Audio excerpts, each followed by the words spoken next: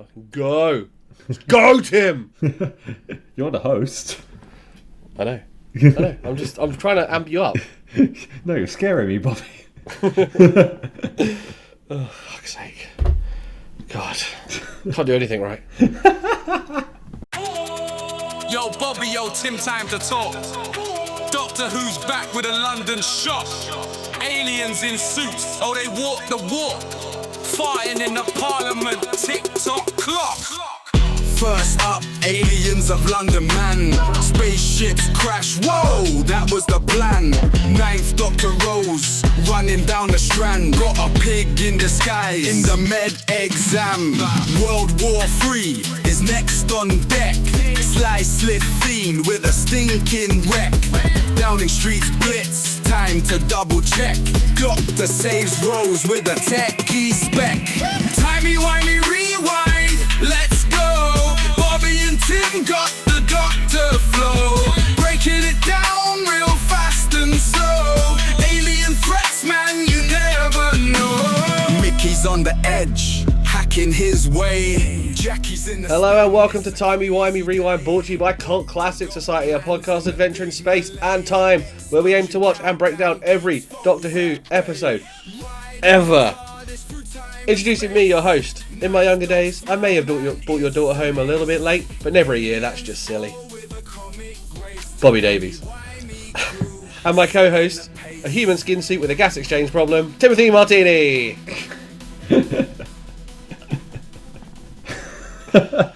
Oh, God. How long will you wait for that one to do? I swear you only still want to do this to see what I'm going to say about you. I always want to see how you tie the episodes in a negative way towards me, because it's clever. Thank you. I'd say it was like a difficult thing to do, but I've got a natural predilection for insulting people, so it just comes easy. Yeah, I'm used to it now. Anything new Doctor Who related wise? Obviously, we had the Christmas special, Tim. Yes. Joy to the World, I think that's what it was called. Cup chair to the world. Let's go. The Doctor sees his little cup chair and then gets sad, decides to leave that chair. And decides he needs more cup chairs in the TARDIS.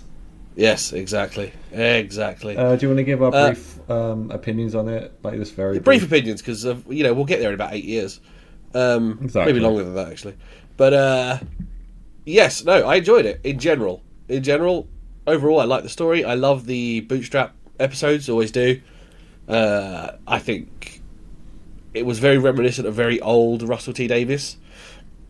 You messaged me right after and said something. What did you say? So Jesus is canon. Well, there's two things I have to say about that. One, Ten did say he was there. He said he took the last room in the inn. Yeah. So it kind of already was. But two, I still think they've left it open for interpretation. I.e., like, just because there happened to be a star there, that could be what the story of it is based on. They're still not definitely saying. Yeah. Until the Doctor meets Jesus, and Jesus has powers, and he's not just like squizzing people. It's up to interpretation. Yeah, it's done in a way where it's open to interpretation. I just find it funny that basically Jesus is canon.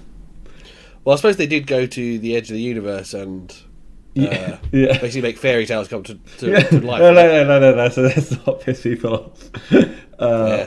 But no, I enjoyed it. I feel like with the Christmas specials, it's allowed to be a bit more cheesy, and I think that's what this episode was in all the right way. My one plea to Russell T Davies is to make Anita a companion, because I thought she was the best side character we've had in a while. If we were to talk about tertiary characters, as we do in our Time Wimey episodes, she'd be my number one. I just loved their relationship that was shown very. Yeah, I think that actually took up the majority of the episode, which is why I really liked. Even though we had the actual companion Joy, Anita had more screen time, and I think that relationship was much better. What's the actress's name? Sorry, the lady who played Joy. What is her name? She's in Derry Girls. She's fucking brilliant. I actually don't know. I can't remember her name.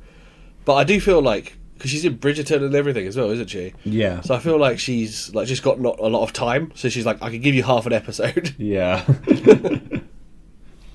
But yeah, overall great episode. Wait, hang on. Just before we continue, I'm just going to look up her name. I'm going to go to Dairy Girls because it'll be the quickest way to find her. Nicole Coughlan, that's it. Oh, okay, yes. Yes. She's brilliant, and I'm glad she's at least had a bit part in this. I think she's doing amazing stuff acting at the minute. And if you haven't watched Dairy Girls, I suggest you go watch it. It's very funny. Yeah, it's a good crack. There's an Irish reference. Well done. Well, let's jump onto this. We're going to cover 2 episodes. You probably see that in the title of this episode because they're a 2-parter, Tim. This was your suggestion. Yes, Episodes I don't 4 want to and leave the 5. audience like guessing what happens. Let's just tell the whole story. That's what a cliffhanger is, Tim. Come on. Yeah, the difference is there's a week between these episodes, and there's an unspecified amount of time between ours. Yeah, and I'm going on holiday next week. only for 5 days. It's fine.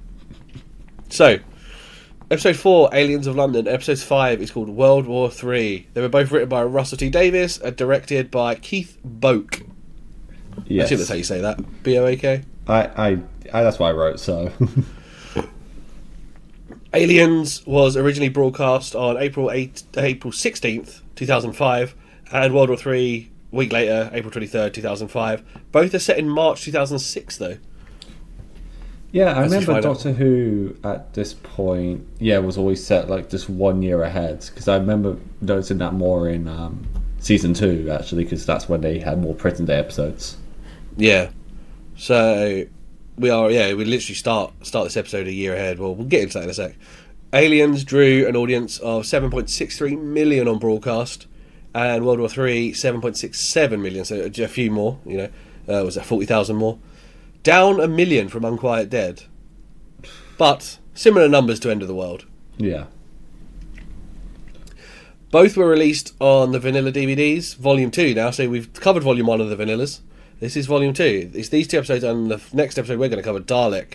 And one thing that I've not seen so far that I just randomly come up when looking through this one, but it does apply to the last 3, they were all released on UMD as well. Do you remember UMDs? I think I have one. One sec. Go on. Where are you? Oh, did I lose it? Have you got a Doctor Who one? Is that? I had a Doctor Who one, I lost it. Did you have any UMDs just to show the disc? Oh, yeah. Oh, no, wait. Oh, there it is. Which volume is that? That's Volume 3, right? Yeah. So, yeah. They were the PSP discs. And they were like mini DVDs that played games and had movies on them. Only worked on the Sony PSP. And the first entire series of Doctor Who was released on UMD in these vanilla ones. Yeah. And then so was The Christmas Invasion and New Earth, which is episode 1 of series 2. And then nothing. Until series 4, where the first 3 episodes of series 4 were released on UMD.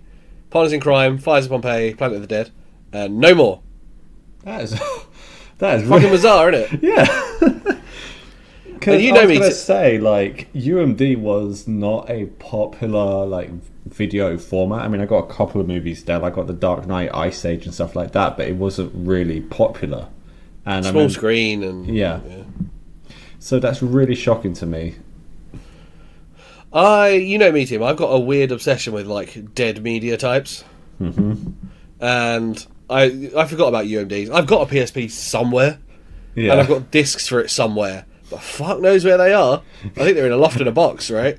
I don't look at them.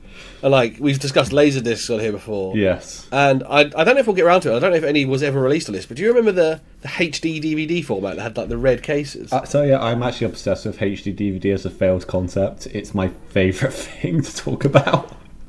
Oh, God. I genuinely think this is a side series, per se. And if for whatever reason we ended up doing it more, I swear we should just do a series on dead, failed media types. Yes. You know what's funny is, like, they sell HD DVDs in CEX. There was a HD DVD player for the Xbox 360, and I still have my Xbox 360 right next to me. Yeah, So it comes like a little separate unit, didn't it? Yeah. I bet you could find one of the players for about 15, 20 quid. Oh yeah, like, no one cares about them anymore. It's just waste. No, and they're not retro enough for something like a Laserdisc where the players are now 200 or 300 quid. Exactly. Plus, laser discs are like beautiful. They're the size of vinyls. They're just giant DVDs with great artwork. Oh, that's amazing. They're obviously actually not obviously. Sorry, I've got another one for you. Another release that we hadn't seen yet. They were also released on, I think, the Doctor Who DVD files, which was a magazine that came with a disc that had 2 episodes. I used to collect that. I bet you've got the discs somewhere. I threw out the magazines. I threw out the discs because then I got the actual single format. Oh yeah, fair. So the first 2 episodes were on one disc, then the third and fourth. So this is weird. So Aliens was paired with Unquiet Dead. Yeah. On a disc, and World War III was in the next issue with Dalek. Yeah. Which is funny, right? Because obviously they're not going to change the order of the episodes, so they just had to split them over those discs. I mean, it's clever because it's a way that guarantees that you buy the next one. Yeah, I saw something. They're advertising it on telly at the minute, but a Dalek model building one. Ooh. And it's like 400 issues. It's like, the first one's like £1.99, and it's like £17. Oh god. The first one you just get like one roundel thing. Yeah. It's a big old Dalek they were showing, but it's like there's no way I could like I think they're doing it every week, so that's every week for nearly 8 years. Yeah, Jesus. And I swear some of these things they don't finish. Yeah, I'm gonna say like 400 issues. That's like a long guarantee. I doubt they're gonna like hold up for that long. No. Obviously, this was released as part of Series 1 DVD box set. I watched it on the upscale Blu-rays, which I normally have to hand, but here we go. Nice. And I watched it on BBC iPlayer. There's to physical media. Well, you say that. I've really got the bug in me to start buying physical media again. I say that so when mine. I have my shrine of physical media right here. Yeah, I gave away to charity like fucking 3/4 of my original collection. Oh, and God. nothing that I'm going to miss greatly. Like all my favourite top stuff I kept. Yeah. But there was a small little bug in me that was like, I could have just kept them in the loft for a few years and then bought some stuff back out. I gave away a bunch of stuff to CEX recently. The stuff that I know that's either just like not going to go up in value or the stuff I know I'm never going to watch in the next like 5-10 years. Like that kind of thing. Just like, well, it's taking up shelf life that I don't need. They were all on the non-upscale Blu-rays that were apparently 4% slower as well. I don't know. I'm never going to watch those. Oh, I think that's because it was because of the region that they converted it from. Yeah, the power went NTSC. Those original Blu-rays for Series 1 to 4 that were not upscaled and were slow. Yeah. Glad I never bought those. Because there's a part of me that I probably would have at one point. Part of me wants to now just for like the owning owning a bad version of it kind of thing. Introducing, let's look at the cast. So we have Penelope Wilton. Who was she, Tim? She is Harriet Jones. She is best known for Shaun of the Dead. She is Shaun's mum. Yes. And she's in Exotic Marigold Hotel. Some good characters there. Do you want to run us through the rest? And I forgot what we were doing. It's been a little while. You give us the names real quick, and then I give us a little backstory. Go on. Okay, we have Annette Badland as Margaret Blaine, Rupert Vanistart as General Asquith, David Very as Joseph Green, Navin Chowdhury as Indra Ganesh, and I'm gonna fuck up this name, and I feel so bad about it because I love her. Nakoyo Mori as Dr. Sato. I think you've slightly overpronounced. I think it's just Nako. Oh, Nako Mori as Dr. Sato, or as we'll later find out, Tosh. Tosh. Yes. So I've already covered Penelope Wilton, Nako Mori, Toshiko Sato. We know Tosh because of Torchwood. Yes. Well, we'll probably talk about Torchwood a bit more in the future. And it's this character. It's the same character. It's not even like it's the same actress. This is Toshiko Sato. And in fact, I've got a little bit of more info about the character and what they're doing at this point, but I've got that later in my People Left Behind section.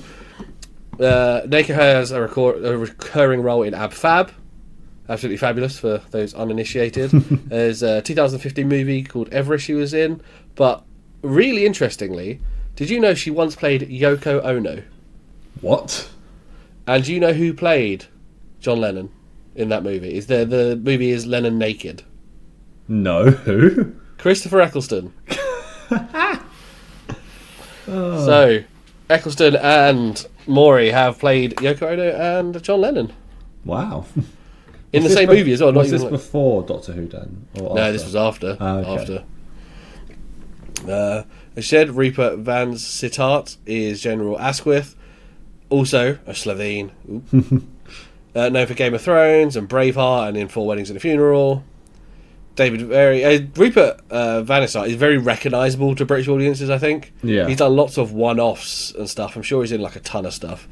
David Very, same again with him, plays Joseph Green, is a character called Giles in Bridget Jones 2. I think I've seen Bridget Jones 2 once. I don't think I've watched Bridget Jones. And apparently he's appeared in Game of Thrones as well. Speaking of like recognisable actors, Annette Badland. Like, I don't think anyone who's watched TV in the UK, who's probably older than maybe 15 or 16, wouldn't recognise it. Like, everyone's going to recognise her, right? Yeah. Been in a ton of stuff. And actually, recently, so she plays a character called Margaret Blaine in here, like you said. But recently, she's a recurring character in Ted Lasso. Oh, nice. She is the barmaid at the local pub they go to. Okay. Or the barmaid. She's not the barmaid. That's wrong. She is the landlord. It's her pub. Oh, wow. Yeah. Navin Chowdhury plays Indra Ganesh. He has appeared in he's the Last Jedi. He plays a Resistance pilot. He's in The End of the Fucking World as a recurring character called Tony. And the one that I know him from most is he plays a character called Kurt in the really funny show that was on Channel 4 called Teachers. Oh, okay.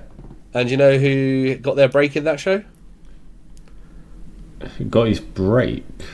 Someone got their break in that show. So it was someone's first leading role. So he wasn't the lead. Navin Chowdhury was one of the main secondary characters. No, who was it? Andrew Lincoln. Carl! Oh, God. I mean, wait, Teachers was pre-Walking Dead. Oh, Yeah. okay. So it must have been like mid-2000s. Yeah, about 2004, I think. Oh, okay. Yeah. But that was his first like recurring role in the UK before he went out to the US and did The Walking Dead and stuff. For those who don't know who are Walking Dead fans, he is British. Yeah. In case those accent slips in The Walking Dead don't give it away occasionally. Poor Andrew Lincoln. Tim, what was going on in the real world at the time? But we're going to go with... So we've covered 2005 a lot. Yeah. So I've got notes for 2006, March 2006. The setting of the episode. Oh, okay, I actually have the release date. I just said Aliens of London because the same information carried over to the next week. Right, you cover that, I'll do 2006. Let's fucking Cool. go. The US #1 song, Candy Shop by 50 Cent. Take you to the candy shop, Tim. The UK #1 song, I'm So Sorry. Is This the Way to Amarillo? Still. Fuck me. And the US #1 film was the remake of the Amityville Horror starring Ryan Reynolds. I've not seen it. I'm sure you have. It's fine. It's different from Ryan Reynolds before he just started playing himself.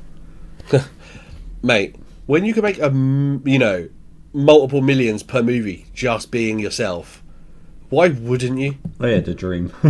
Oh mate, I love Ryan Reynolds. I think I've worn a Wrexham shirt on this fucking podcast. Yeah, I think. And that's not why I like Wrexham. I grew up going to like Wrexham and Llangollen, which are next to each other every summer. Yeah. But the fact that they're entwined, I love that.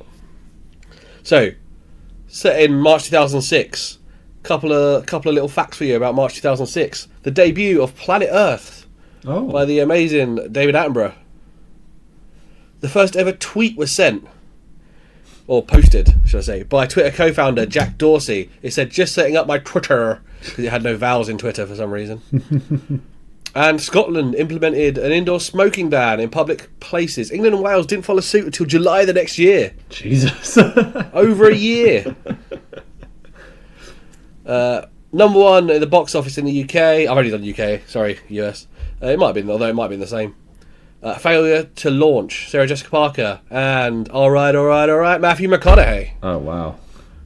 #1 at the box office. And as no specific date is given, there were 3 number ones singles in March of 2006 in the UK. A song by Madonna called Sorry, I don't know it. Yeah, I don't know one either. A song by Austin called No Tomorrow, I do know it, but I had to listen to it to recognise it. I don't remember it at all. And you might not remember this, you might be too young, although you might be well in your wheelhouse because of your age. The other one was It's Chico Time by Chico. I saw Chico at Butlins. Yeah, I bet you did. Yeah. You were just the right age to have fucking been on that little dance floor. Of course I knew Chico. I had that song. I bought that song on iTunes, I think. No stories in the end. Just make it a good one, eh? Right, we're going to do a plot breakdown. I've been less concise with my notes because we're covering like an hour and a half's worth of stuff as opposed to 45 minutes. So I'm going to... Do you want me to just rattle through, or do you want to rattle through? You just go through it. Yeah? So, here we go. The TARDIS lands on the Powell estate. The Doctor tells Rose they've only been gone 12 hours. Bomb. No, there's missing posters fucking everywhere. They've been gone 12 months.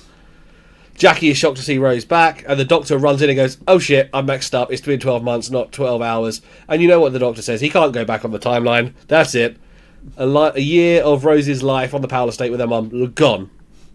After the titles, we get a boy graffitiing the words Bad Wolf on the TARDIS to continue that narrative. The police come to question them. Jackie doesn't believe that they've been travelling because Rose's passport was still there. The Doctor is asked by the police if their relationship is sexual. Not yet, it isn't. You wait until he gets pretty next series. Jackie says the Doctor isn't even a real doctor and gives him a right fucking slap. Rose and the Doctor go on the roof to have a little chat, and Rose says, what does she say to him? Come on, Tim. You're so gay. Yes, because when he says the slap hurt, it's 2005. You are so gay, Doctor, for having a hurty face from being slapped. Rose laments not being able to discuss that she's the stuff she's seen and says, I want to be able to tell everyone. And then a spaceship crashes and she gets really upset because now everyone sees fucking aliens. And they say it hit Big Ben. It doesn't hit Big Ben, it hits Elizabeth Tower. Big Ben is the bell inside that tower. And then it crashes into the Thames. They try to get to the scene, but the police have closed it off. Rose suggests using the TARDIS. The Doctor says, oh, no, bad idea. Everyone's on high alert. Let's not do that. So they go to the Tyler's flat to watch it on TV. We find out on the TV that the Prime Minister's missing. We cut to Toshiko Sato performing an autopsy on an alien that was aboard the ship. Several MPs are gathering at 10 Downing Street, and Joseph Green is told... Joseph Green, one of the main characters now going forward, is told by another one of the main characters, Indra Ganesh, that in light of him being the highest serving MP there, because the PM's missing and so are a bunch of other MPs, he is now the interim, whatever you want to call it, PM. Acting PM, I think is the word. Prime Minister. And this is when he meets up with Margaret Blaine, who is played by Annette Badlands. We notice immediately, these are two portly humans. Harriet Jones, MP for Flydale North, is trying to get a meeting with the PM, and she gets mugged off because, well, something big is happening, Tim. Yeah, I can just say, in this moment, I found it... Like, I get the whole point for Harriet Jones, the whole idea is, like, show her, like, being a person of the woman of the people. But an alien ship has just crash-landed. I think she had to realise in this moment she's not going to be top priority.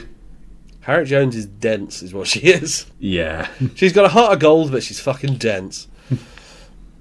The Doctor leaves the group at the flat, but he gives Rose a TARDIS key on the way out. She thinks he's just going to leave. He says he's not going to interfere. This appears to be a genuine crash. First human contact. It's just a bit too human in the flat. He wants to get out for a bit.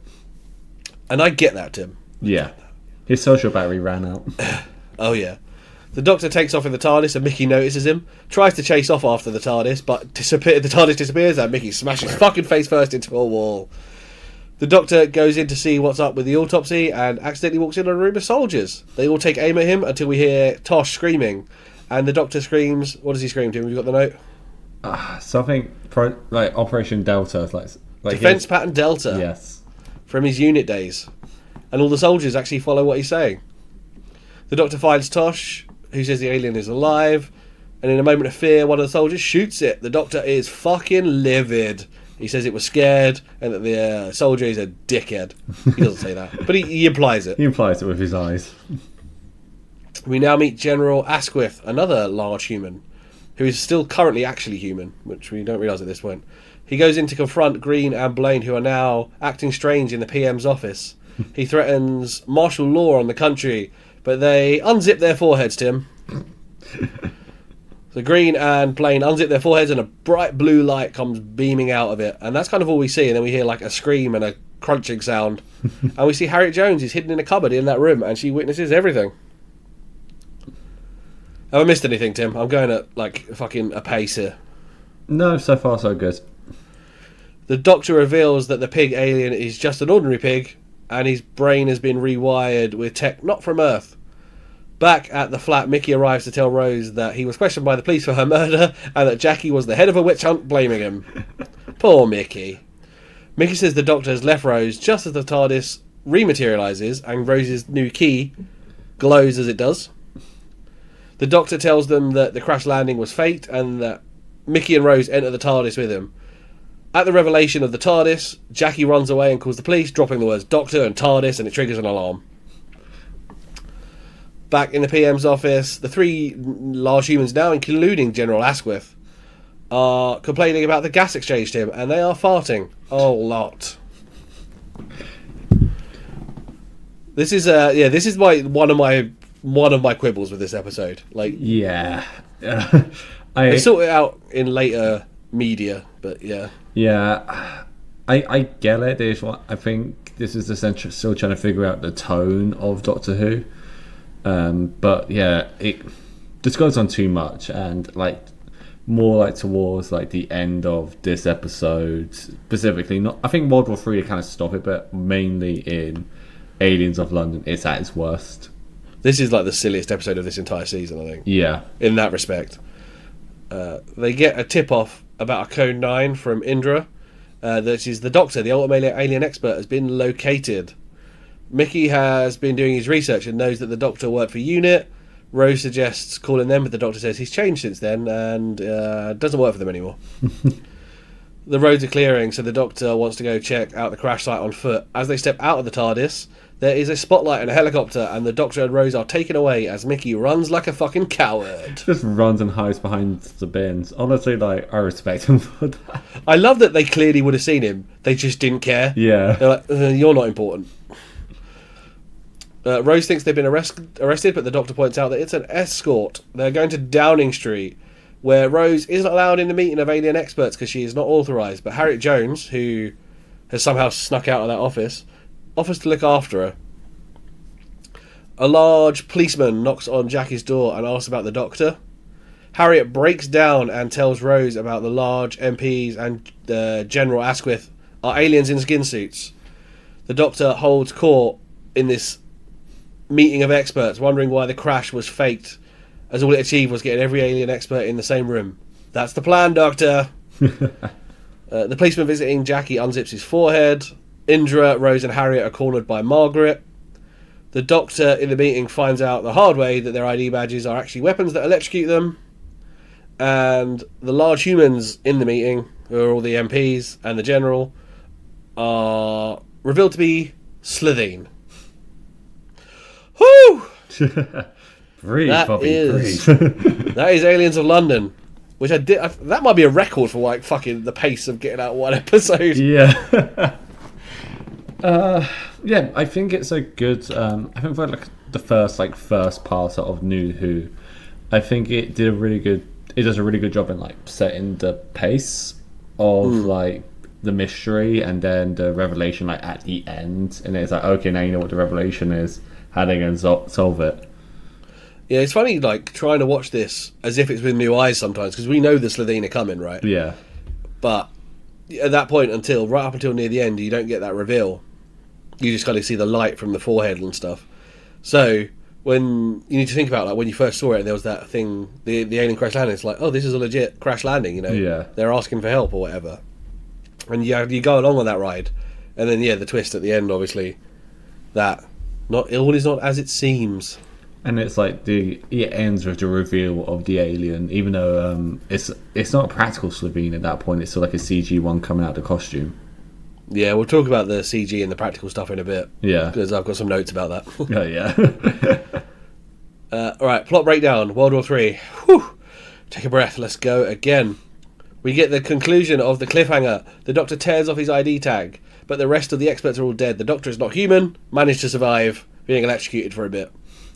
The Doctor takes his ID tag and puts it on the collar of one of the disguised Slitheen. You've seen the little... At this point, we don't really know what it is, but we've seen the metallic collar. Yeah. Apparently, all of they're called compression collars, are linked, and it causes them all to malfunction, giving the Doctor time to get to the police. Mickey saves Jackie and takes a photo of the Slitheen being electrocuted. Harriet and Rose also take the moment of electrocution to slip out past... what was the Blaine. character's name? Blaine, yes. The Slitheen get their skin suits back on, just in time to tell the police to put the lower floors of Downing Street on lockdown and get into the lift to go and join Blaine hunting Rose and Harriet. There's a weird moment where they embrace being naked in the lift. Yeah. And they're like, embrace it, brother, your body is magnificent. It's all a little bit... It all gets a little bit digging now for me.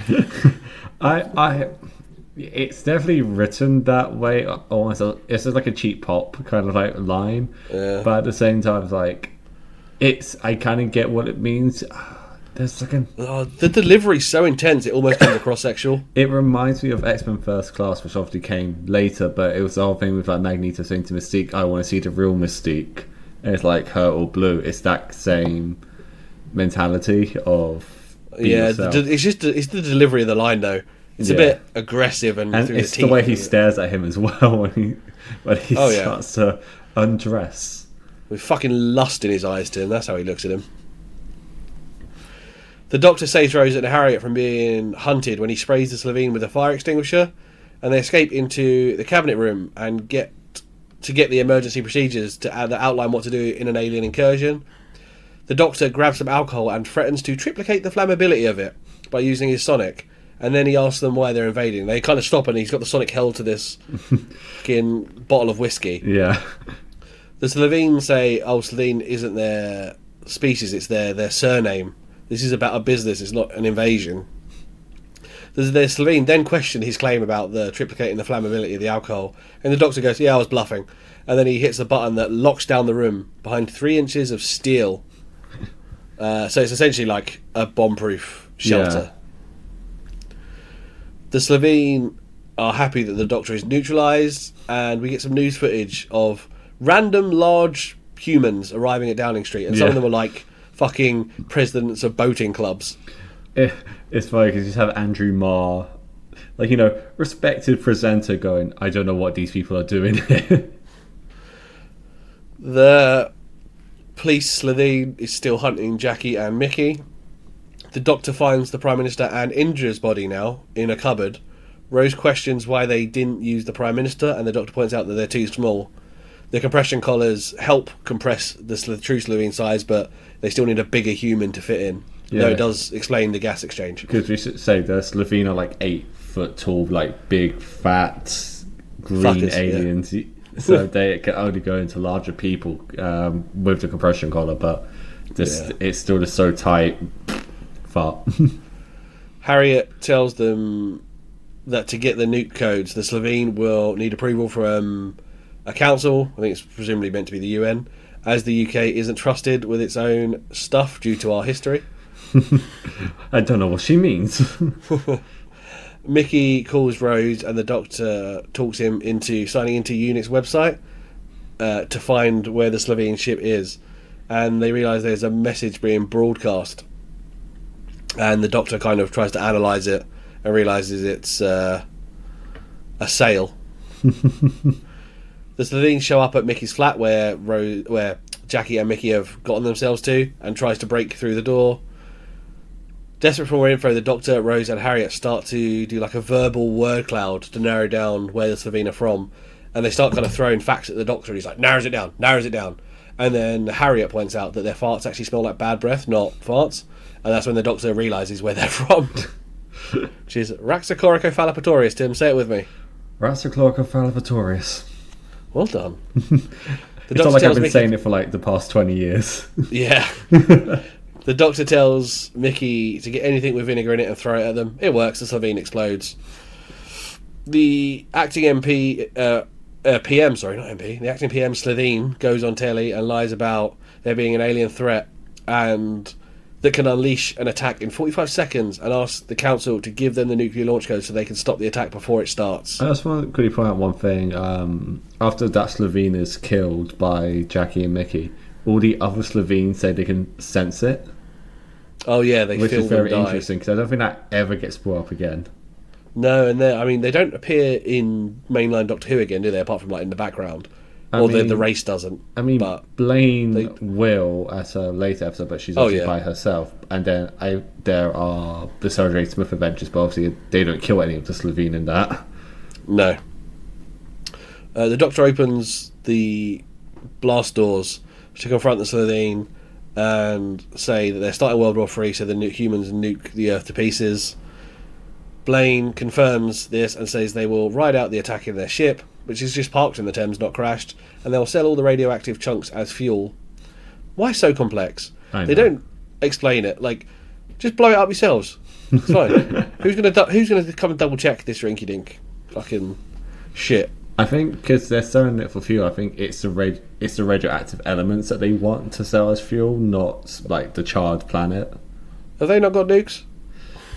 I don't think aliens have nuclear weapons. I mean, they could do. They could do, but then it wouldn't be a threat to us. They could explain that though, couldn't they? They could, but I think it's one of those things that we're looking back at it 20 years later and going, oh, that's a tidbit. But I think in the moment you're going to go, oh, that makes sense. Either say you don't have those kind of weapons that will make the radioactive chunks, or say that like the Shadow Proclamation are watching. Yeah. So like the Earth has to blow itself up. The next morning, Rose says there must be something they can do. The Doctor says there is, but he can't guarantee Rose's safety. Rose is like, yeah, just fucking do it. Jackie says, don't do it. The Doctor tells Mickey to go on the unit site again and uses it to launch a missile from a submarine that is off the coast.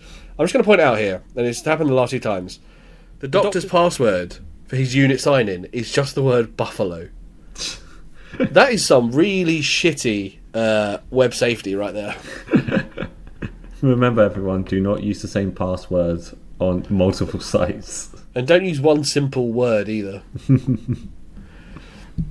The missile launches as the Slovene are granted the nuke codes. Rose, the Doctor, and Harriet hide in a cupboard to try and survive. They're already in the blast room, but then they get under a doorway arch as well, which is technically stronger. It's Rose's idea. Here is Rose throwing out ideas again. She's not just there to scream like the old school companions. A policeman walks in on the Slovene as themselves and was about to order them to evacuate because there's a missile coming, and then he's like, oh, never mind. He's going, sorry. The missile hits and takes out all the Slovene, with the Doctor's crew surviving in their blast room / cupboard. Harriet goes off and tries to start the clean-up operation. This is when the Doctor remembers how he knows her. She becomes PM and will be the architect of Britain's golden age, apparently, which is also bollocks. As we see literally in the next season. Actually, it was the Christmas special, isn't it? Yeah, exactly. It's not even like between the seasons. Back at the flat, Jackie offers to cook the Doctor and Rose. She says yes, but the Doctor, when she calls the Doctor, he says, no, I don't do that.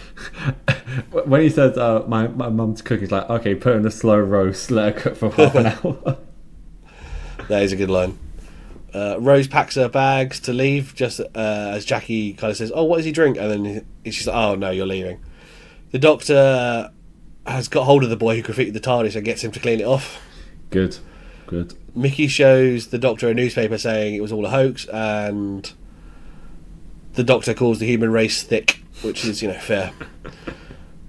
He offers Mickey a spot on the team, but Mickey refuses, saying he couldn't put up with it, it's too dangerous, couldn't live that life. The Doctor gives Mickey a virus on a disc that will remove all mention of him from the internet, and we actually later find out in the next series, I think, that the virus is called the Bad Wolf virus. Yeah. Rose asks if Mickey can come along, but the Doctor says no, and sees Mickey's face. He's like, no. And he's like, oh no, he's a liability. Yeah, he'll just muck it up. Yeah. So that's like the first time we see the Doctor being nice to Mickey. Yeah, they have a love-hate relationship. He kind of gives him like the out without Mickey having to say it himself. Yeah. They stand outside the TARDIS and have a teary goodbye. Rose says, it's a time machine, I can be back in 10 seconds. The TARDIS dematerialises and doesn't return. So Jackie leaves and Mickey gets a paper and sits on the bin. Honestly, I feel like that ending is like one of like the. It's so simple, but it's one of the, like the best ones I've seen in Doctor Who. It's like so deep on both of those characters that are left behind. I think that's something that Doctor Who never really touched upon, like back in like the days when it was just a serial, because it was just like the next adventure. It was never how what happens to the people left behind. But this show, I think that's what Ross and T Days wanted to do, was like show like how it affects everyone. It also shows that like more about those two characters. Like Jackie's just either pissed off or she's going to call up that guy she said she'd stop talking to and get laid or something. Yeah. And Mickey is Simps. He's Simps. Yeah. He sits on that cuck bin. And, Everything ends. And it's always sad. But everything begins again too. And that's why I was happy. Tim, favourite moments, least favourite moments, some quotes, anything you'll like? So I liked the Doctor actually being excited about the general population seeing a spaceship, because obviously to him all that's exciting, like that, like it's civilization knowing there's more to that. It's also a moment in history which he loves to see. Yeah. I liked Unit finally being mentioned. I think it didn't take long, really. It didn't take long, like but 4 episodes. But I think it's like just not. It wasn't even like mentioned in an overt way where it goes, "Oh yes, I used to know the Brigadier" and stuff like that. It's like I used to work for them kind of thing. So it's like a little like wink to old fans, while adding more of a mystery to new fans. It's funny how it's often cited that we don't definitely find out until the episode called The Next Doctor. Yeah, that the old stuff is canon, but this already kind of suggests it's canon. Yeah. Actually, well, I'd also say like having Sarah Jane appear in the next season makes some of the old stuff canon. Yeah, definitely. Also, when they lock themselves in the cabinet and the Doctor goes, "Oh, nothing can get in," and Harry goes, "And how do we get out?" Shit. Yeah, and I do like the fact that the Doctor actually invites Mickey. I think that's just such a nice character moment, and it just shows he doesn't actually dislike Mickey. He just obviously finds just a tiny bit annoying. Well, I think it's also that he had to build that trust. Yeah. Like in the episode called Rose, Mickey does nothing but like trembles in fear and hides. Yeah. And Rose is a bit of a badass. Yeah. Which is why she then gets offered a spot. Yeah. And this time, like Mickey actually helped save the world, and it's like that kind of relationship that develops over the next 2 seasons. Because I think even with because when he comes back in Boomtown, which is loads of episodes away, about 6 episodes away. Yeah, they go back to like the bickering back and forth. Yes, but it feels more level playing field. Yeah. Like Mickey steps up his game. Yeah, he develops a spine. Yeah. But what about you? What are your favourite moments? I love the narrows it down scene. Yeah. It's like the Doctor's got such a big encyclopedic brain that even he needs like the keys to access it sometimes. He's like, fuck, what is it? What is it? What is it? And then with Rose and Harriet just shouting information at him, he's like, okay, yeah, there. It's them. Yes. And I do love it. There's something about that scene that I just like. It's all 3 of them working as a team. It's showing the depth of the Doctor's knowledge that stuff can be so deep rooted now that even he can't recall it. I love Rose having another little clever moment where she suggests like we'll get under the door frame because that's even more solid. I hate the year adjustment. Really? I think it's stupid. It's pointless, and it gives, and it doesn't really even get brought up that Mickey was basically accused of murder for a year again after this. Yeah. It's completely pointless. I don't see why it had to. This story is the same story if they do just come back 12 hours later, and then Rose's problem is that she has to hide where she's been, and everyone else is acting normally still. Because Mickey can still be a dick because he was there with the Nestine consciousness and stuff. Yeah. He could be like, "You're trouble." It just seems I can agree. I Like, it was done. say It was done for a joke. Yeah. That then doesn't get resolved for like 5 years. Yeah. I could say maybe a week to a month, like max, because I feel like I like the idea of like the Doctor and the TARDIS obviously like messing up that time frame, so then like Rose has to like figure out a way to explain. I think a year is too drastic.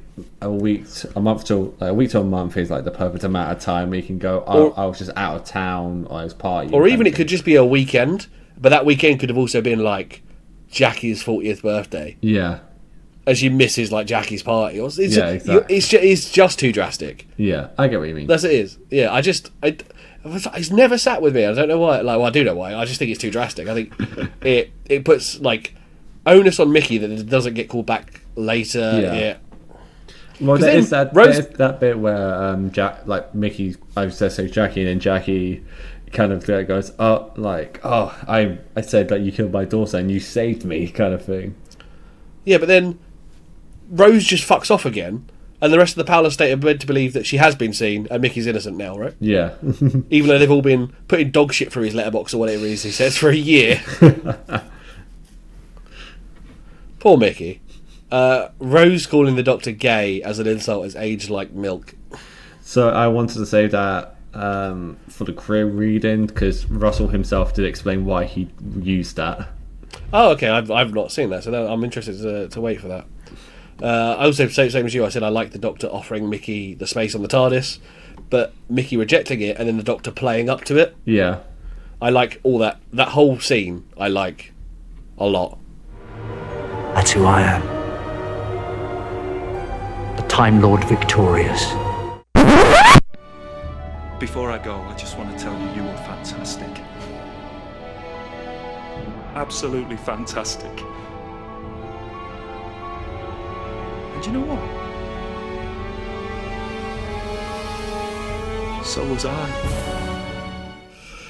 Tim, what do you think? Time Lord Victorious, Time Lord Fantastic. Oh, fantastic. I mean, he was literally willing to put his own life on the line to save everyone. There's literally like no meddling of timelines here, or like being a dick. He actually delays the decision because he wanted to save Rose. Save Rose, even though he didn't care about sacrificing himself. Yeah. Yeah. He even has moments of like comedy, and his intrigue is definitely Time Lord Fantastic. I've got a few notes here. So this is the first kind of chunk notes on this. Effects on the Whoniverse. Well, I got sets up Harriet Jones as a future tertiary character. Yes, as the PM, which is a big character, really. Like not necessarily big within the story, but big in a social construct. Yeah. And then I just had furthers the dynamics between Jackie, Rose, Doctor, and Mickey, because this is like the first time Jackie properly understands who the Doctor is, and it's now gone from Mickey not hating the Doctor, but like hating the fact that he's stealing Rose from him. And Jackie has that same resentment too. She doesn't hate the Doctor as a person, she just hates what he does to Rose. Yeah, fair.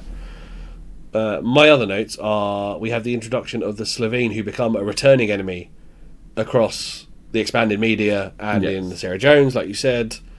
So that, and they become a fairly big recurring, especially over the Russell T Davies eras and then the spin-offs. They become quite a big returning enemy. Yeah. We also moved the fucking timeline along a year. For some reason. And with the Bad Wolf virus on the disc. Yes. That's very interesting. We find out in Love and Monsters that it was successful. That people had information about the Doctor, and then a lot of it got wiped. Yeah. Because of the virus. That is interesting. It sets people back who are like hunting for him probably decades. Just like Linda. Because they don't have... Yes, because they don't have those resources. And we find out in the episode that they do a lot of it like by using newspapers and stuff, don't they? They don't just use the internet, because it's what they've got. Do you know, in 900 years of time and space, I've never met anyone who wasn't important before. Nobody important. So, who is your favourite? We keep saying tertiary. Who is your favourite non-main character? So we're not talking the Doctor or Rose. We're not even talking Mickey or Jackie now. Yeah. And there's only really two in this episode. It can be. I wanted to cheat because I know who she becomes. Yeah. Dr. Sato. That's true. No, you can do. I didn't even consider that. Really, yeah. No, that's not really cheating because knowing where she goes is an important point. I'm talking about two characters who had a bit more of a role than she did. Was it Indra or Harriet? Or Harriet, yeah. Now, I like Indra. He's good at his job. Yeah. Yeah, and he's also a little bit dry and sarcastic. He's a proper Brit. Yes, I like him. And Harriet. I mean, Harriet is good in this episode. Yeah. Despite what Harriet becomes, she is good in this episode. The actress, I've already forgotten her name, plays her so well. And name? Penelope Wilton. Yes, plays her so well. Almost like an anxious energy about her. Yeah. Yeah, I think it's brilliant. If I had to pick my favourite, it's funny because like if you asked me after just watching this episode, I would have said Harriet. Yeah. Knowing what she becomes, there's a part of me that wants to just say Indra. It's funny because I will probably say it when we get to Christmas Invasion. I think that's my favourite portrayal of Harriet, actually. Yeah. So, like, this version of Harriet, I think, is obviously knowing how her journey starts and where it goes, and so seeing her development, I think this is, like, the weakest version of her. I do think her Christmas Invasion version of her is her strongest. Yeah, well, she's been in the job as the PM a little while then. So. Yeah. Tell me the whole plan. One day that'll work. Tim, tell me your plan. What did you think of the villain's plan? I mean, until you brought up the whole why didn't this use their own nuclear weapons, I thought it was a really solid plan. If we take out that aspect and we just present it like all facts, like how they just laid it out on there, I'd say it's a solid plan. I mean, it almost worked. It's just the Doctor decided to use missiles, and like that wasn't only because like he almost didn't, because he didn't want to kill Rose, but she would have died anyway if he didn't. So no, they nearly had it. There's two problems really. There isn't a line dropped to tell us why they don't just do it themselves. Yeah, like they're a higher species with probably light speed space travel. Yeah, why have they not got something that can do the same thing, or even tech aboard the ship that can make the Earth's ones just launch themselves anyway? Yeah. Like, there's no logic there. Apart from, I mean, we haven't been told about the Shadow Proclamation yet, but you could suggest something like of a higher authority are watching them. Yeah. It just I think it needs something, because otherwise the plan seems like meandering and like... Yeah, like they could have said something as simple as, if they do it to themselves, the value is higher. Yeah, or if they do it to themselves, they literally could say, if they do it to themselves, no one's looking at us. Yeah. Yeah, we just stumbled across all this radioactive material. Yeah, exactly. Yeah, with the clarification, if you headcanon, there's that clarification, it's like a solid 7, like 7 or 8, right? I would give it a solid 8 with clarification.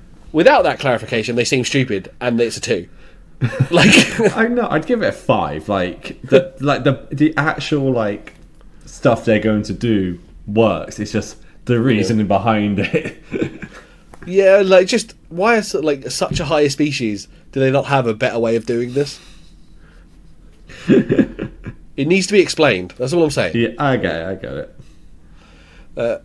Apparently, there is a second time. This is the second time a villain has done something like this.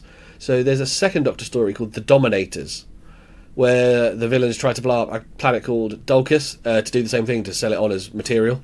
Oh, okay. Yeah, so it's kind of a repeated, not story, but a repeated modus operandi, if you will.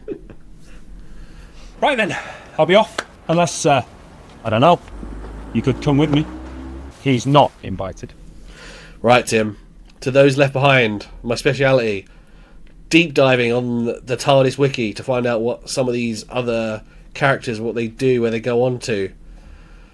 Have you looked into any of this, or is this all me? This is all you.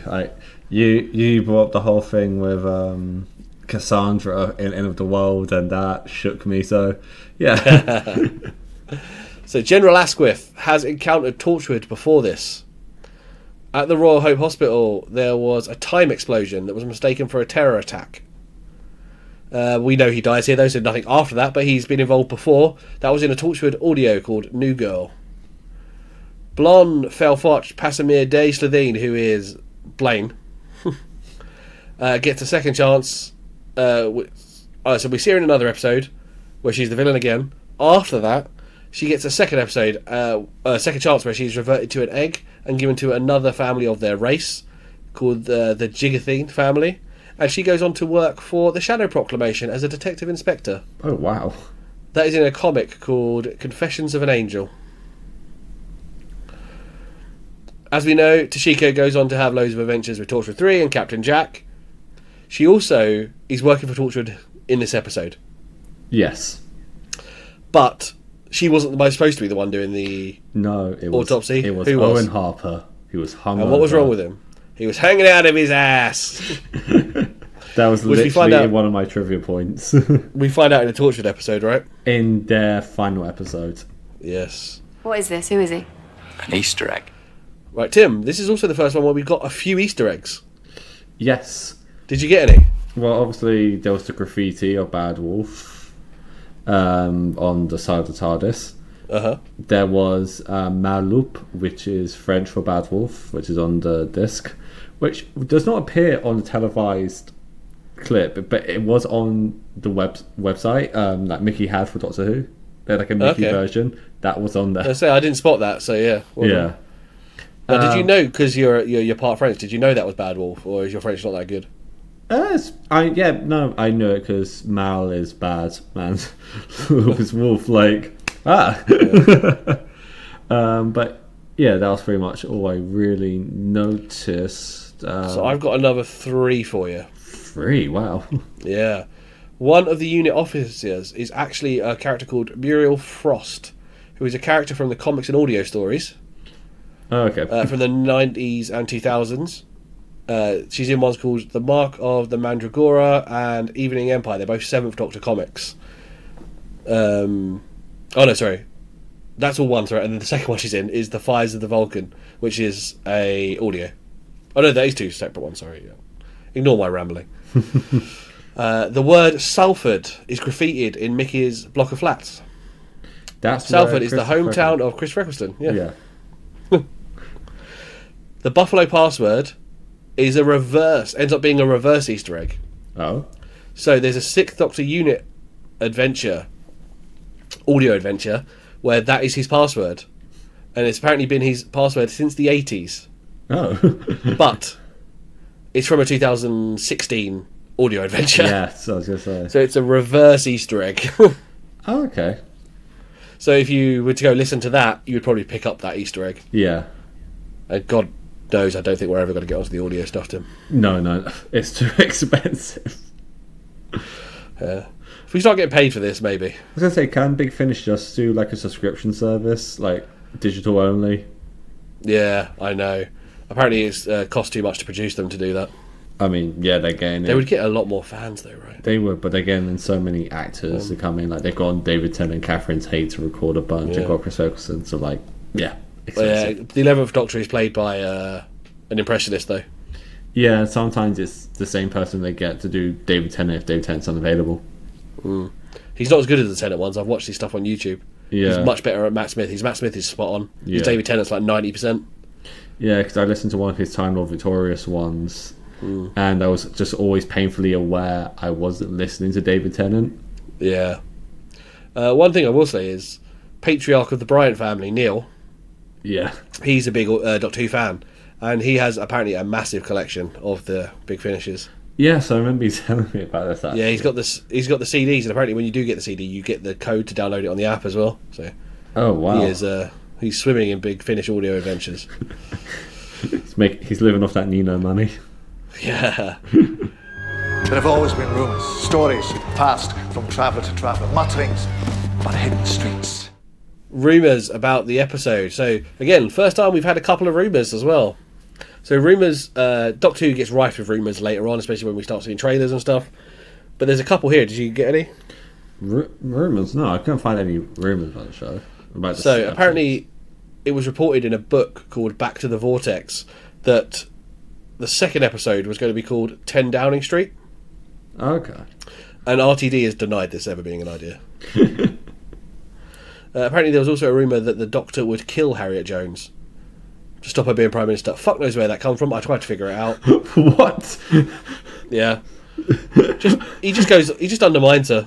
I don't know where that came from. I tried to like ratify the source. Couldn't find anything. I just love the idea, like, she's going to bring in the UK's golden age. Just snaps her neck. You tell me. Spoilers. Spoilers, Tim. Did we get any spoilers? I've got a few. No. Well, obviously, we see the Bad Wolf spray, which Yeah. is a tip to the ongoing storyline. The Ninth Doctor telling us about Harriet Jones becoming PM. I Yeah. think that is a spoiler for upcoming. The Doctor keeps calling Mickey Ricky, Oh God, yeah. and we later meet Ricky. Yes, we do. We'll get to that. We'll get to that in a while. The Doctor returns to the same hospital later that the autopsy was on. Does In it? The Empty Child and the Doctor Dances, he goes to that hospital, but 80 years in the past. That's shit. It's the same hospital. So he's actually framed as the same hospital. He's got the same name. You see the sign. We get another angle of the crash later in Love and Monsters again by Elton Pope. Yeah, oh yeah. And in the Sarah Jane Adventure in the future, the Slitheen have slimline suits that also don't have the gas exchange problem, so they can actually disguise themselves as slim people, and they don't fart. Yes.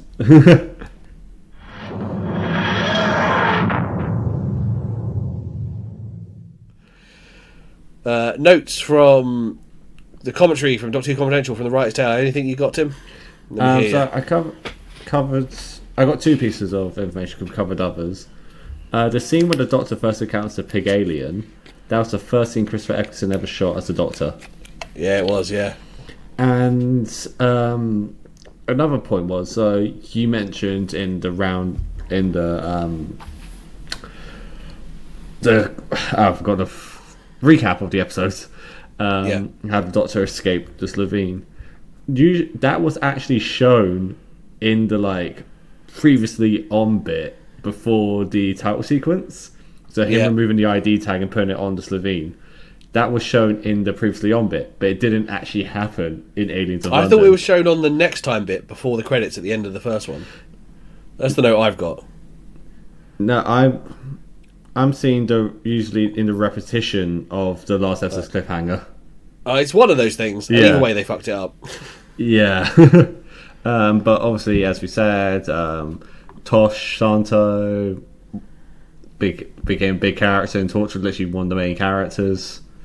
And Malloop for the fucking Bad Wolf.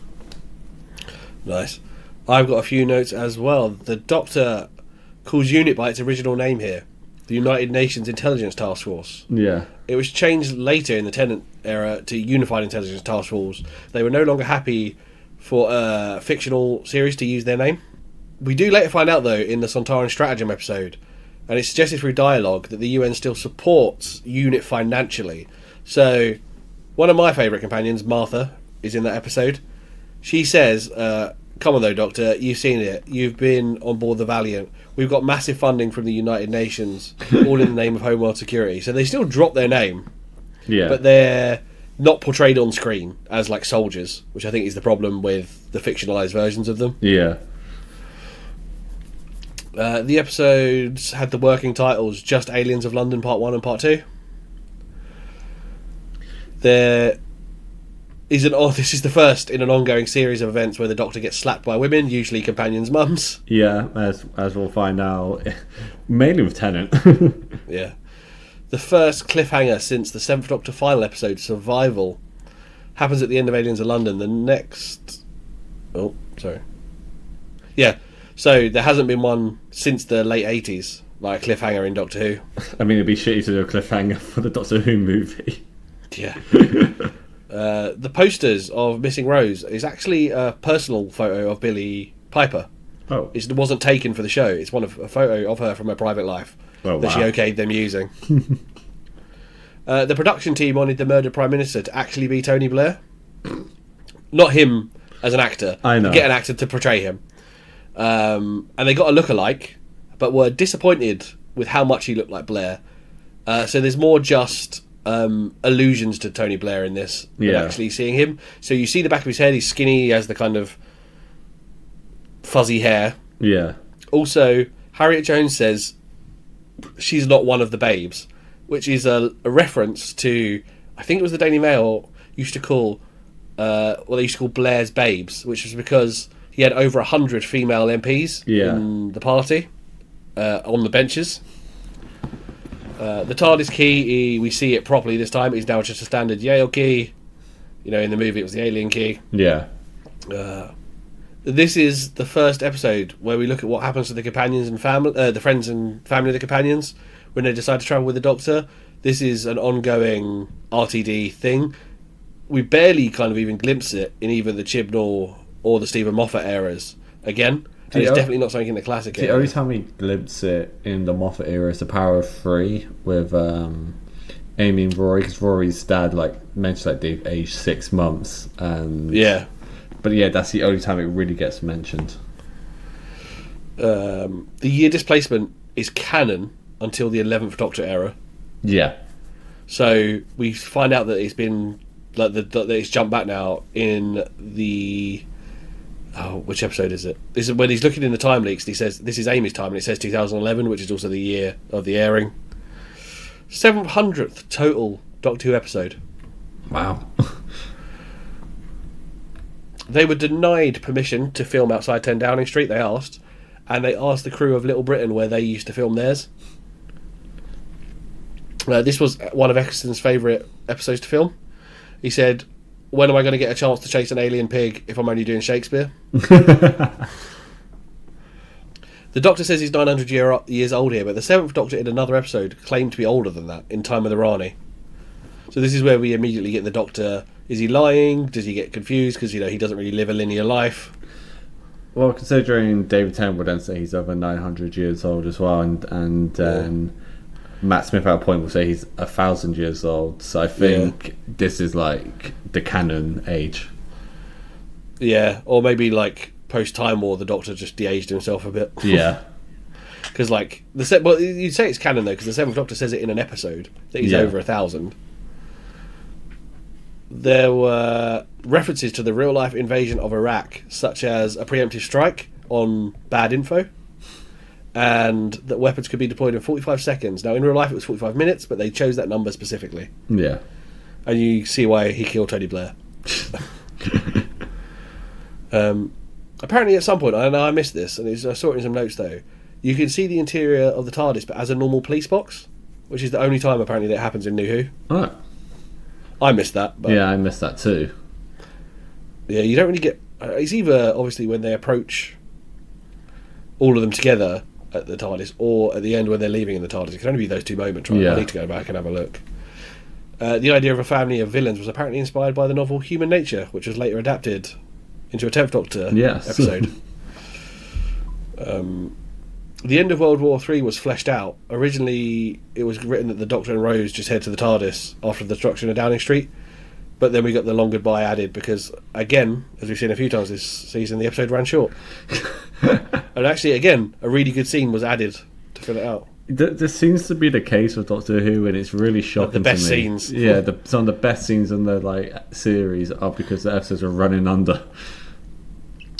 The CGI and the practical Slovene didn't match up really. Colour, size, everything. And the production crew decided after this they were never going to mix the two again. Yeah, I don't think we really touched upon it, but the way that the practical Slovene looked, they're like fat, blobby, and they run like that. But when they're CG, they're on all fours. They look alien more predator. They look more muscular as well. They look like slightly chubby predators. Yeah. Not predators, sorry, aliens. Yeah, so it was a good thing they decided to do that because the Doctor really thinks about Rax Pretorius, but he has previously been there, and again this is like a retcon backwards because it's from a Second Doctor short story which was written later called Comedy of Terrors. Okay. And that's it. That's all my behind the scenes shiz. you got a lot of notes. We're all capable of the most incredible change. We can evolve while still staying true to who we are. Tim, what would you change? I would want the Slovene to be less cartoony. Yeah. I think there's a real menace to them if they played it seriously, but when you spend the whole first episode introducing them with them just farting, it removes the tension. I get it, Doctor Who is inherently a kid's show, but I feel like you have the comedy of like how the Doctor interacts with the world, how he interacts with people. I think that's sometimes enough to carry it through. If you have your main villain be too comedic, it kind of can undercut it. Yeah, agreed. Two things. Buffalo is a stupid fucking password. Get the password. That annoys me. In the age of the internet. Also, the year gap, we discussed I'm not fond of. And also, they keep saying Rose is 19. She was 19 when she left, and she's still 19 a year later. Like, in the real world, they should be calling her 20 now, right? Like, I mean, she even physically hasn't aged a year. Yeah, but in the real world, she's still 20, because a year has passed. Right? Like, legally, she is 20. And Rose calling the Doctor gay, which you're apparently going to tell us a bit more about in a little while. Even if I change, it feels like dying. Everything I am dies. Some new man goes sauntering away. Other Doctors, I found this 11. one tough. 11. Well, why 11? Because he himself is a cartoon. And if you have cartoony villains, you have a cartoony protagonist as well. That is true. That is true. When I say 11, I mean like series 7, 11. The most cartoony version of him. Yeah. This one felt tough for me because the whole episode, like the way they come back in the beginning, hinges on it being 9, right? Yeah. Because 9 was the one who went with Rose.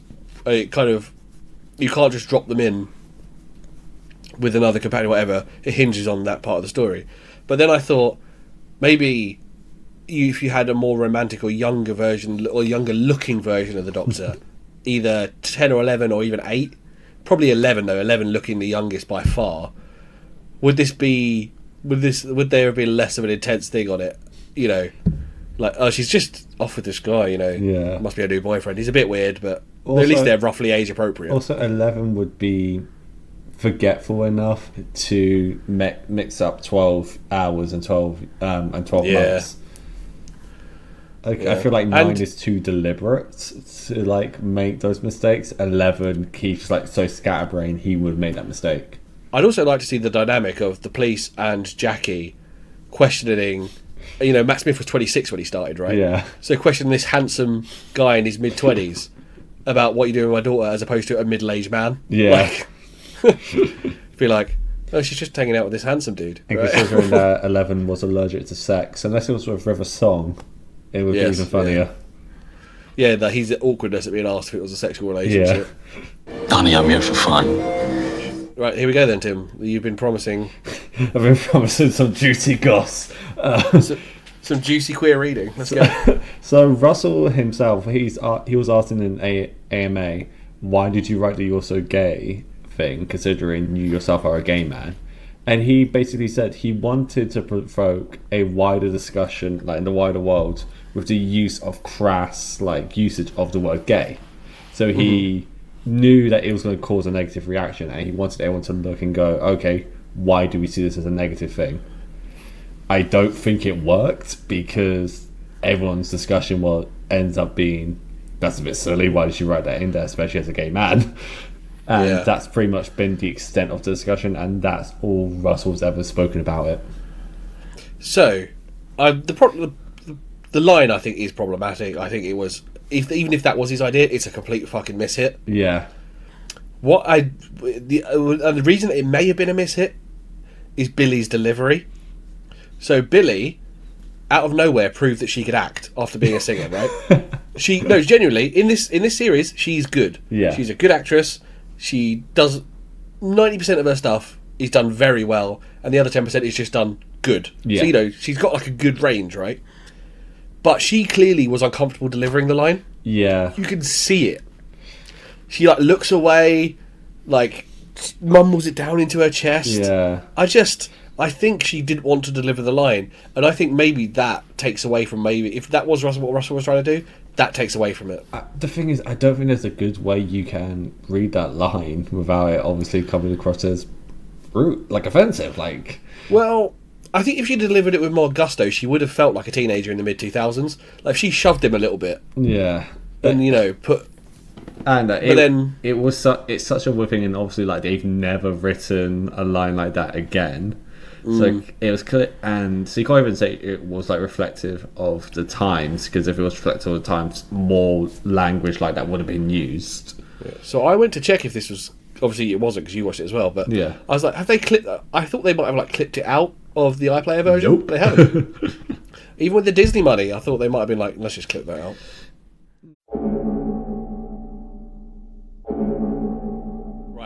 So dialogue challenge. I didn't practice the dialogue earlier, but I practiced the voice I was going to do, and I've already fucking forgotten it. So I'm just going to like go in for it when it's my turn. I don't know if you want to. I think I went first last time, right? Yeah. The thing is, I forgot what voice I did last time, and I really don't want to repeat it. But at the same time, you've done French. You've done. I did French. I did a serious Valley one. Girl. I did Valley Girl. Okay, so we have 3. Okay. Well, in the spirit of Disney. You disappear. Who did they turn to? Your boyfriend. 5 times I was taken in for questioning. 5 times. Don't know where the accent's coming from. You sound like Joe Pasquale. I'm gonna keep. Do you even know who that is? If you even know who that is. I do, but I'm gonna keep going. So this is actually my D&D character I'm doing. No evidence. No, they couldn't be. Good Dad. And I get her, your mother. Whispering around the estate. Pointing a finger through my letterbox. All because of you. So that's my D&D character, Ricky the Rat. Ricky the Rat. We should probably say this is American cousin of Steamboat Willie. We probably should say this is the Mickey Smith dialogue. Yeah, so this is the bit where Mickey is basically saying to Rose what happened to him in the past 12 months. Right, now, the thing I tried to do earlier was try to get like a rough, like Slitheen voice down. And I sat there for maybe only 5 minutes and kind of, that'll do. And I probably should have sat and done it for longer so I could get it in my head. So fuck knows how this is going to come out. I'm excited for this. Let's go. You disappear! Who do they turn to? Your boyfriend! 5 times I was taken in for questioning. 5 times and no evidence. No, there couldn't be, could there? And there... Oh, fucking hell. I've lost it. And then I get her, your mother, whispering around the estate. Pointing fingers. Stuff through my letterbox. All because of you. Yeah. Mostly just the fart noises, I'll be honest with you. Yeah. I enjoyed that. Yeah, that was good.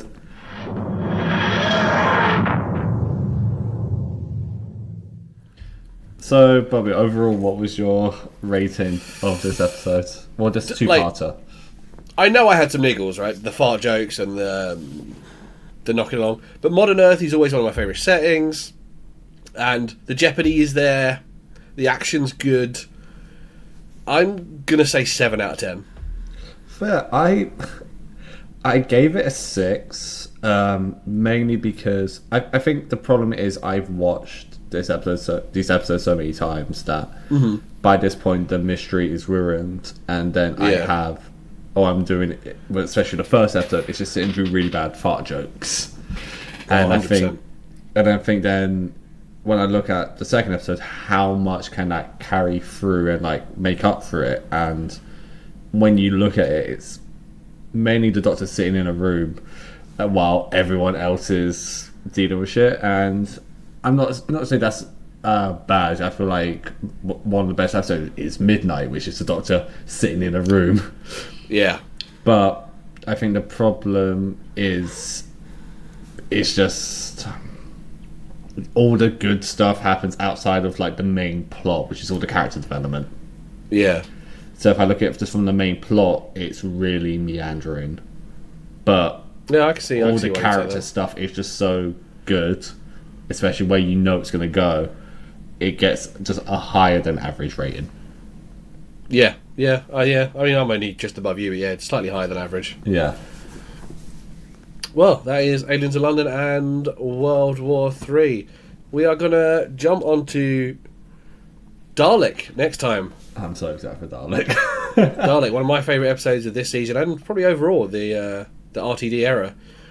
There is also a book, Tim, so if you want to download your audiobook, buy a paperback, I don't know what you want to do. Already got it saved on my Spotify's freemium, so because this one's narrated by Nicholas Briggs, so I'm excited for that. Oh, so the Dalek voice will be legit. Yeah, exactly. Yeah.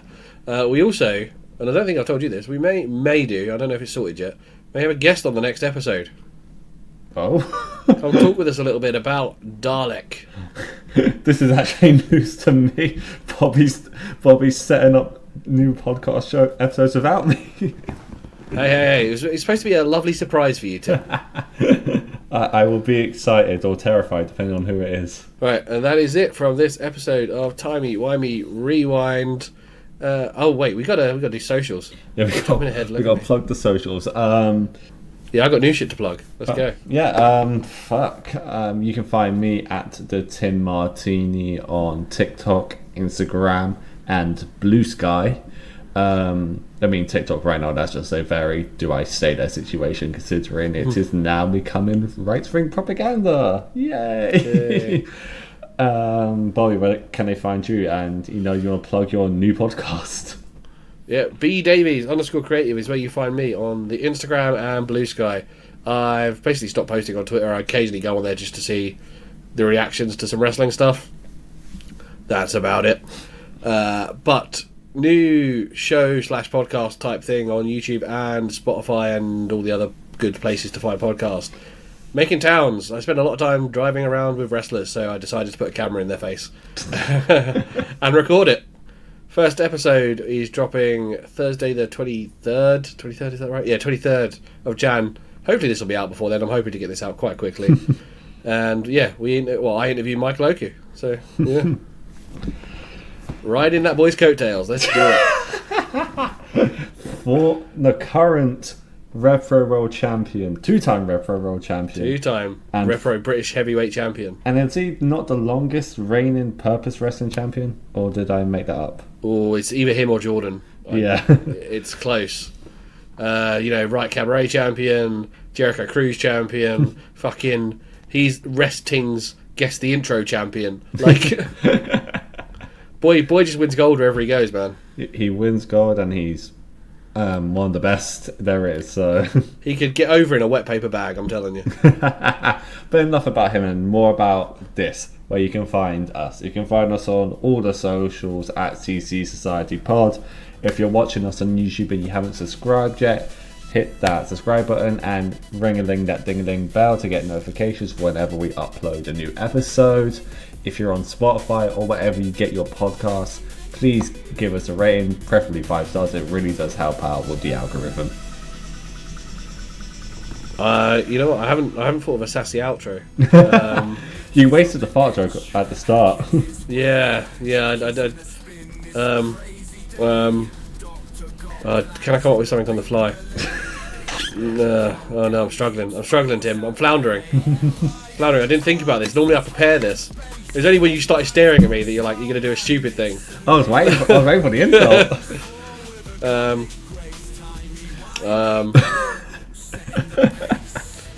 Tim, you're so gay.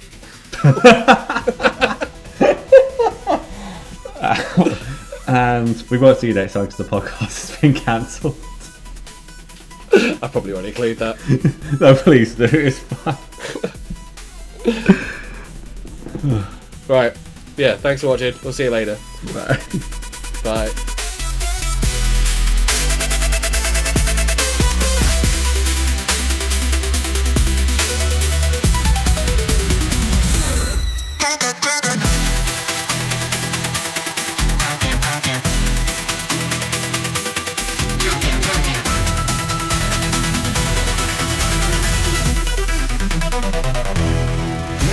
Bobby, yo, Tim Time to talk. Doctor Who's back with a London shot. Aliens in suits, so they walk the walk. Fighting in the Parliament tech clock. First up, aliens of London, man. Spaceships crash, oh, that was the plan. Ninth Doctor Rose, running down the strand. Got a pig in disguise in the med exam. World War III is next on deck. Sly sleep crash, whoa, that was the plan. Ninth Doctor Rose,